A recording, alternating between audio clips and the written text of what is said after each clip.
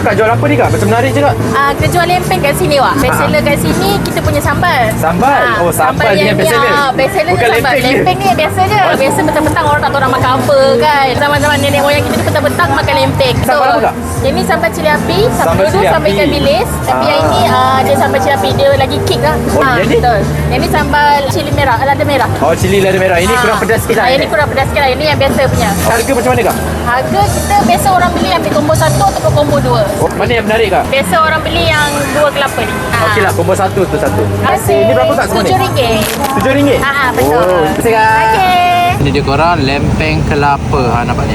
Kan dapat dalam besar ni lah. Set combo RM7. Dapat 2 sambal.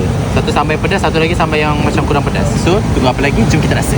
So, kita rasa dengan sambal cili padi dia dulu.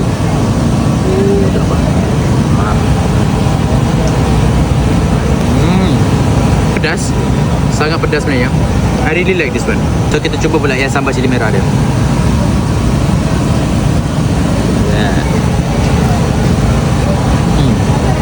Kurang sikit. Definitely more friendly like untuk orang yang tak makan pedas. Tapi and still macam nak cicah-cicah something for lempeng. This one is good. But I recommend yang lagi pedas tu sebenarnya, sampai jadi padi tu. That one lagi sedap. Korang nak try lempeng ni, korang boleh je datang dekat Lempeng Pak Ali dekat Putra Loka, Prinsip 14, Putrajaya. Apa-apa pun, jom kita.